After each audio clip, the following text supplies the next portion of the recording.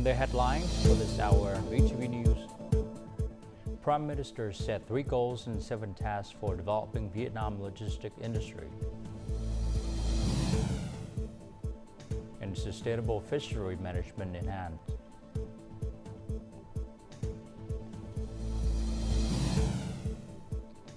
And in the world news, Gulf leader called for immediate Gaza ceasefire.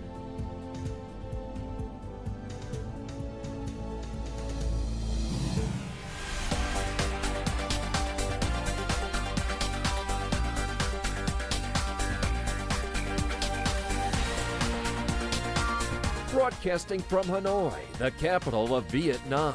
VTV News starts right now. Hello, it's 3 p.m. local time in Hanoi, and you're watching VTV News.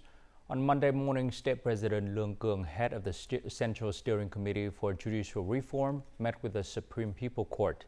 He commended the court system efforts to overcome difficulties and complete tasks since the term began, noting that the number of cases requiring resolution has increased by 8% annually. The court has made significant progress in applying information technology for a digital transformation in judicial reform. This has helped build a professional, modern, fair, strict, and honest judiciary, which maintains political stability, ensures social order and safety, and protects the rights and legitimate interests of the state, organizations, and citizens. It has also created a secure legal framework for the country's political, economic, and social activities. The state president urged the court system to combine organizational innovation with improved leadership methods, work closely with relevant agencies, and effectively advise the state president on amnesty matters while addressing practical challenges.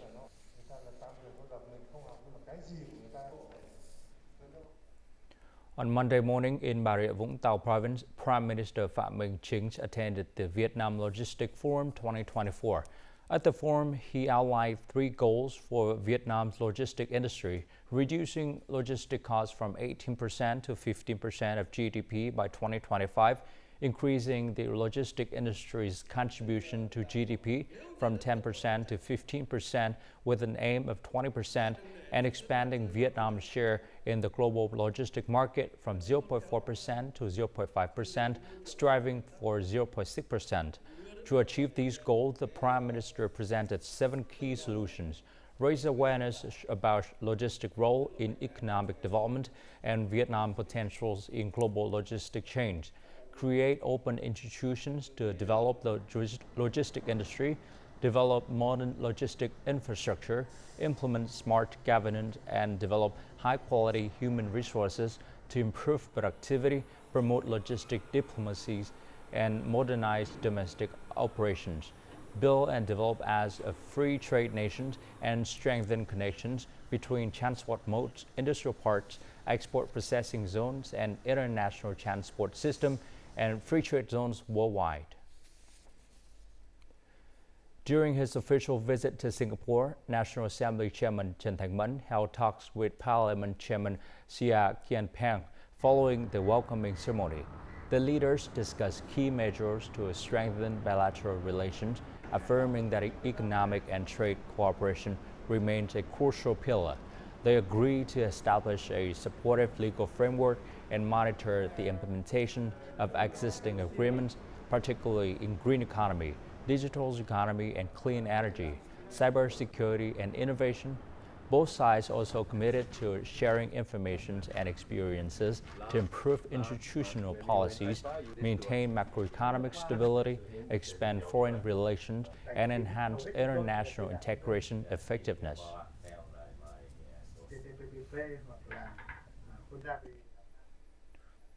The sustainable management of fishery has become a pressing concern.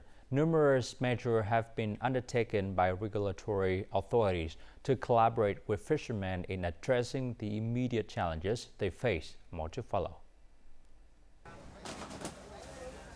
In recent years, fishermen have embraced automated technology, including deck loading systems and UFB nanotechnology for seafood preservation. These advancements have reduced physical labor, cut costs, and increase the value of their fishing operations. Many fishermen have also shown greater commitment to responsible fishing practices, improving traceability and helping remove the IUU yellow card. Under EU regulations, operations are more convenient. Wherever I go, there is someone monitoring and managing me, so I feel more secure than I did in the past. Educating fishermen about sustainable fishing practices is essential. In Bà Rịa Vũng Tàu province, border guard officers provide guidance before each fishing trip, ensuring vessel owners and crew members understand and comply with IUU fishing regulations. The border guards always remind us that encroaching on foreign waters is strictly prohibited by the government. The collaboration between regulatory agencies to help fishermen obtain registration certificates has significantly contributed to efforts to remove the IUU yellow card. Currently, we have completed all the necessary documentation and are now coordinating with provincial authorities as well as the one-stop service center to follow the procedures for registering fishing vessels. We are currently implementing a rolling process, having conducted technical inspections on over 1,200 vessels. Our team is focused on completing the remaining steps to issue registration certificates to fishermen in line with the set timeline. The European Commission inspection team plans to conduct on-site inspections to evaluate the possibility of lifting Vietnam's IUU yellow card status for the 5th time. Removing this warning would not only boost Vietnam's seafood reputation, but also drive the sustainable development of the nation's fisheries sector.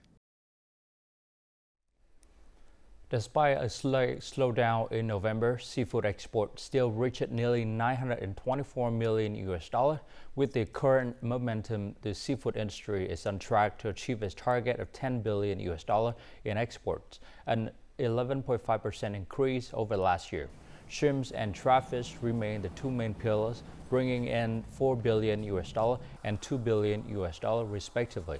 The Vietnam's Association of Seafood Exporters and Producers (VASEP) believes 2024 will be a promising year for the Vietnamese seafood industry as exports continue to show impressive growth in value, product diversity, and market stability.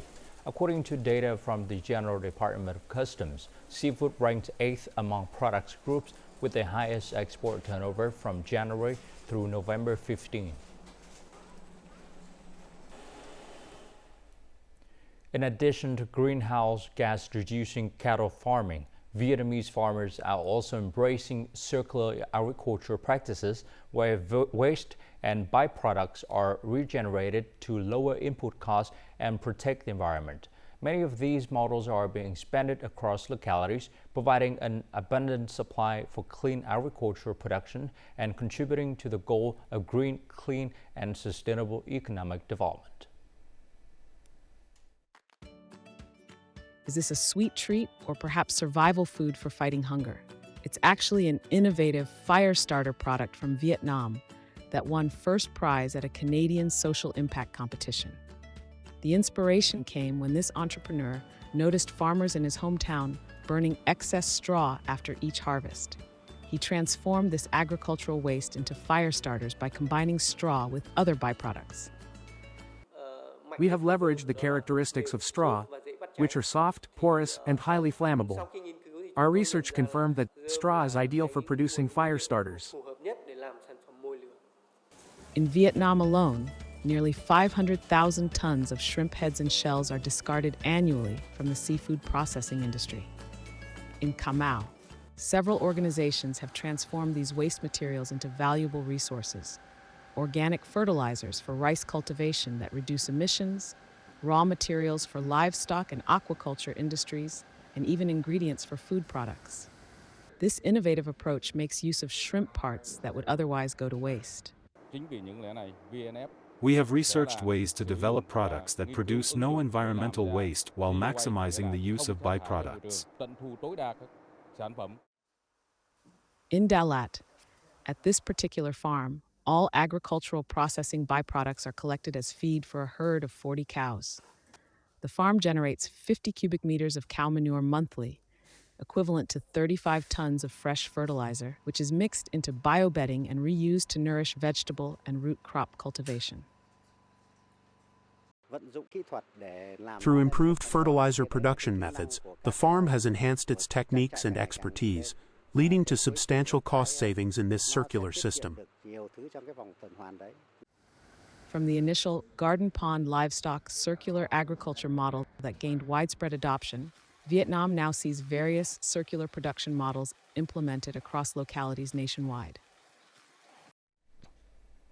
In line with government directive to stimulate credit, the State Bank of Vietnam has raised credit growth limits for banks, the second such adjustment this year.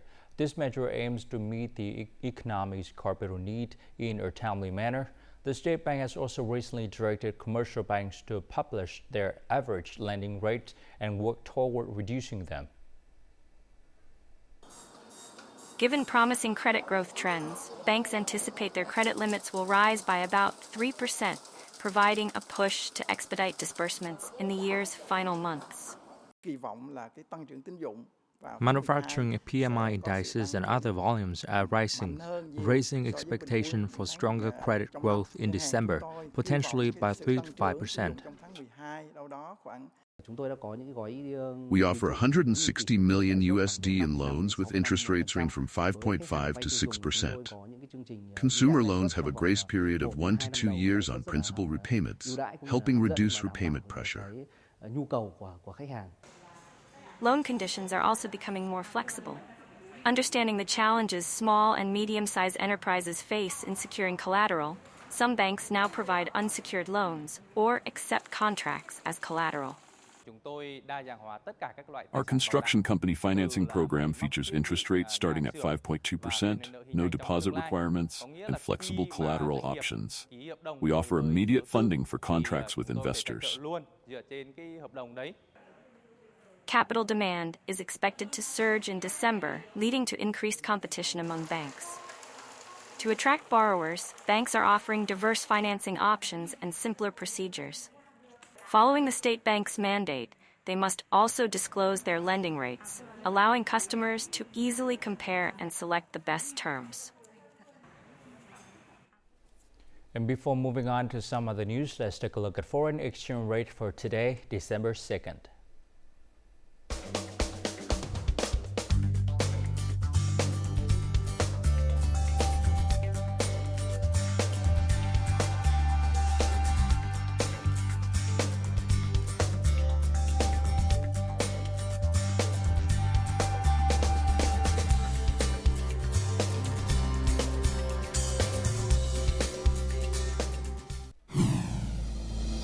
Coming up next on VTV News, measures underway to protect earthquake-affected residents.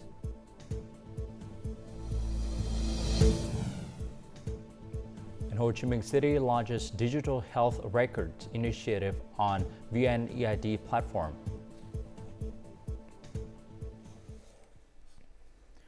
A landslide has struck a village in Nam Cha My district, Quảng Nam province, sending rocks tumbling down and endangering residents' lives. This is a result of 6 consecutive earthquakes that hit Con Plong district, Con Tum province on November 30th. Local authorities are now preparing response plans for potential worsening conditions. The earthquake triggered a landslide in Tu Han village, Cha Zon Commune, sending large boulders rolling down from Ngoc Mong Mountain's peak to within 30 to 50 meters of residents' homes. Several massive rocks now sit precariously on cliffs or remain caught in the tree roots, threatening to slide further. We are focusing on raising awareness among residents to help them stay calm. If the situation worsens, we will have a plan in place to evacuate residents. Nam Cha My district has instructed local forces to clear the debris and stabilize the landslide area. In the long term, a thorough scientific assessment is needed to ensure the safety of the residents. Nam Cha My district has recently experienced heavy rain and has a history of earthquakes that have impacted the area's geology. On November 30th, 2024, 6 earthquakes occurred in Con Plong district, sending aftershocks through Nam Cha My. With the rainy season continuing, local authorities are preparing their emergency response plans. Following successful pilot programs at 3 hospitals, Ho Chi Minh City has launched a major campaign, 55 days and nights of rolling out electronic health records on the VNEID application. This initiative aims to improve the quality of healthcare services to meet the public growing needs. Since October, Thủ Đức City Hospital has integrated patient information, including medical consultations and prescriptions, into electronic health records on the VNEID app.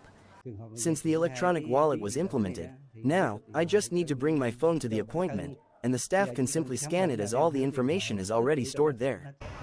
District 11 Hospital handles around 2,500 medical consultations daily. To help patients access their electronic health records, the hospital has established a dedicated area with additional staff who provide comprehensive guidance on using the VNEID app. The hospital has assembled a team of staff to improve IT infrastructure and customer support services, guiding patients in using and understanding the electronic health record so they can make the most efficient and quick use of them. To implement the electronic health record system, the hospitals have worked diligently to transfer health insurance data to the Social Insurance Department. Currently, their main task is to intensify efforts in teaching the public how to use the system effectively. As of early November, Ho Chi Minh City has integrated more than 1 million electronic health records into the VNEID app. The system has enabled seamless data sharing between healthcare facilities, contributing to the development of a digital healthcare ecosystem. A complex surgery on a terminal cancer patient has been successfully completed at the Minh General Hospital in Hanoi. This demonstrates Vietnamese doctors' expertise and marked a new development in the country's cancer treatment capabilities. The 53-year-old patient suffered from gluteal sarcoma, a type of soft tissue cancer. Though she underwent surgery 2 years ago, the tumor returned and proved resistant to chemotherapy. The growth became so severe that the patient could no longer sit down. As a final resort, she sought treatment at the Minh Hospital. The medical team opted for surgery, and despite significant risks, it remained the only path to save her life. We removed the tumor in all affected areas. The patient also had metastasis in the right kidney, so we had to make every effort to preserve half of her right kidney. The tumor's size and spread to multiple organs left an extensive area of missing skin after removal. Reconstructing the patient's entire perineal area prevents her organs from shifting out of position. The thigh skin is essential for this reconstruction. 1 week after the major 12-hour surgery, the patient has begun sitting up and practicing walking. It feels like being reborn. I feel stronger every day. This breakthrough not only offers new hope for cancer patients through improved treatment quality, but also builds confidence that patients can receive effective care within Vietnam. The 5th International Tourism Fair 2024 was held in Táchira, Venezuela from November 28 to December 1st, drawing participation from 47 countries around the world. For the first time, a Vietnamese delegation traveled to South America to join the event. The Vietnamese exhibition booth emerged as an impressive highlight at the fair. The display of traditional áo dài, particularly a design inspired by the Venezuelan flag, captivated international visitors. This culture fusion not only showcased creative artistry, but also symbolized a growing friendship between Vietnam and Venezuela. As one of the Latin America premier tourist exhibitions, the event provided valuable opportunities for global tourism networking and collaboration. Starting from early next year, Da Nang International Airport will introduce a priority pathway service at its security screening points, making it the first airport in Vietnam to offer this service. Located at Terminal T1, the service will cost 100,000 Vietnam dong or $4 per passengers and will be available for both domestic and international travelers. Children under 2 years old can use the service for free, while those aged 2 to 12 will receive a 50% discount.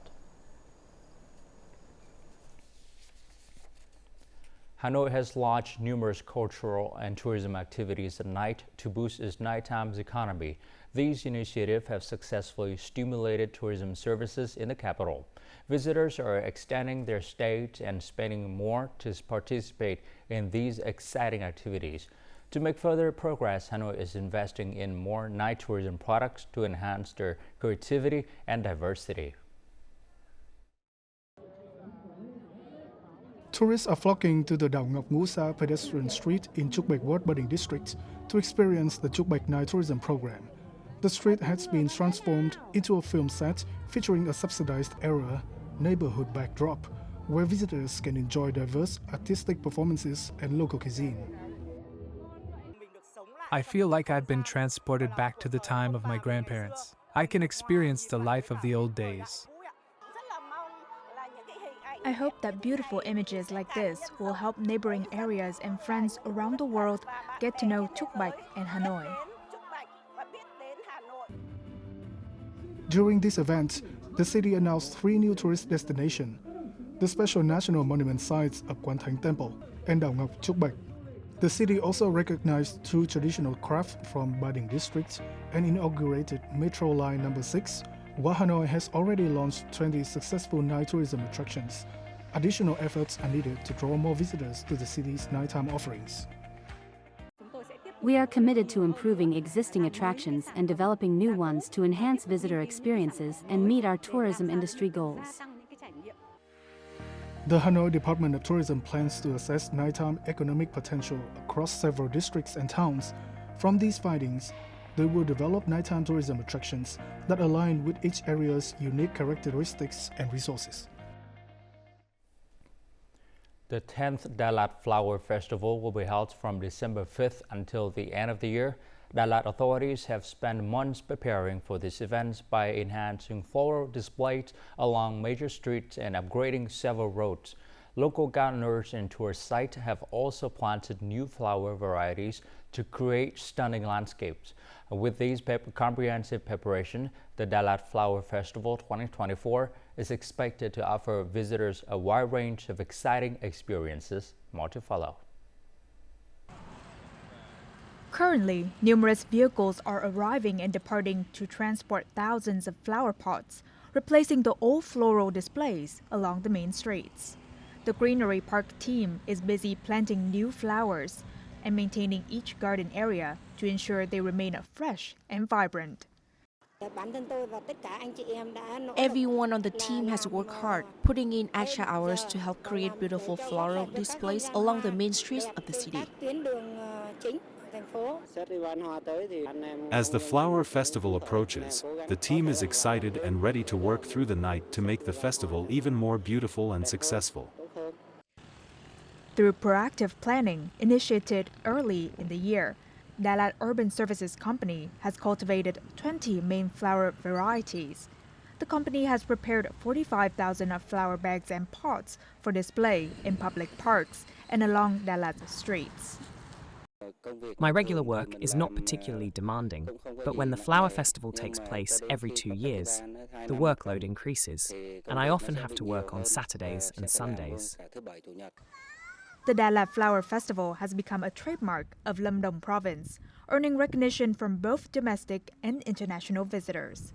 This biannual event is eagerly anticipated by locals and tourists. The stunning floral displays serve as the festival's highlight, bringing vibrant colors to the highland flower city's cool winter weather.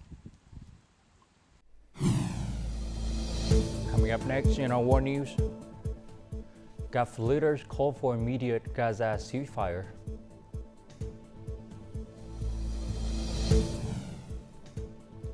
And countries fail to reach agreement in UN plastic talks.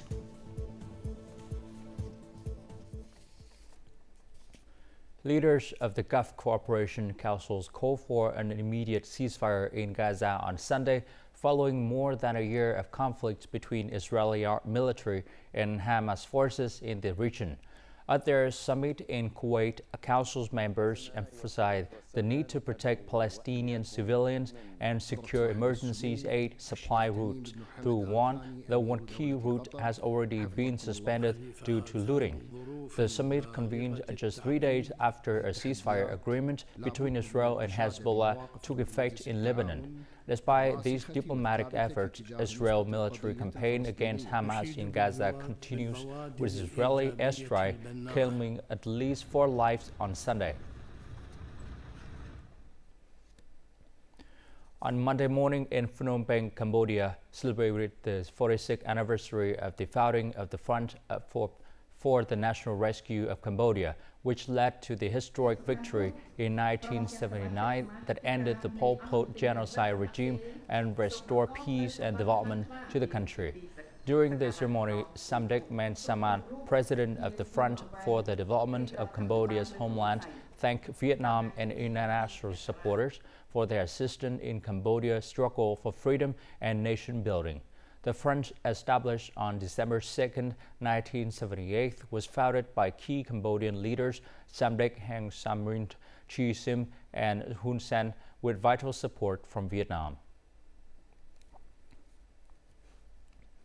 Meta announced on Monday that it has implemented stricter regulations for advertisers of financial products and services in Australia in an effort to combat fraud. According to Meta, advertisers will now be required to verify the information of beneficiaries and payees before they are allowed to run financial service ads. This verification step is an important addition to help protect Australians from sophisticated scammers on social media platforms. Previously, in October, Meta removed 8,000 ads exploiting the images of celebrities as part of its effort to collaborate with Australian banks to reduce fraud schemes that use celebrity images to deceive consumers into investing in fake financial programs. Countries failed to reach agreement on Monday in negotiation for a global treaty to curb plastic pollution. More than 100 nations supported capping plastic pollution, while a handful of oil-producing countries wanted to focus only on plastic waste management. This marked another setback in efforts to establish a landmark global deal to address plastic pollution. More to follow. The 5th UN Intergovernmental Negotiating Committee, or INC5 meeting, aimed at producing a legally binding global treaty in Busan, South Korea, was meant to be the final one. However, countries remained far apart on the basic scope of a treaty and could only agree to postpone key decisions and resume talks, dubbed INC 5.2, to a later date. Here in Busan, we have made progress by making and walking paths. Throughout, our achievements so far are important. They remained still insufficient. While our work has focused on finding points of contact, the famous landing zones, we have succeeded in many areas. However, there are critical matters still need to be agreed. Fault lines became clear in Sunday's revised document from meeting chair Luis Vallas Valdivieso. While this document could serve as the foundation for a treaty, it contained multiple competing options on crucial issues. So I think we spent 2.5 years sort of going around in circles in these negotiations, and while we are incredibly disappointed that we did not land a meaningful agreement here in Busan, I think the silver lining is that more than 100 countries representing billions of people stood up for the type of treaty that will reduce plastic production, protect human health, and finance the transition that's going to be desperately needed to address the plastic pollution crisis. A small number of petrochemical producing nations, such as Saudi Arabia, have strongly opposed efforts to reduce plastic production and have tried to use procedural tactics to delay negotiations. And now, as usual, let's continue with the weather forecast.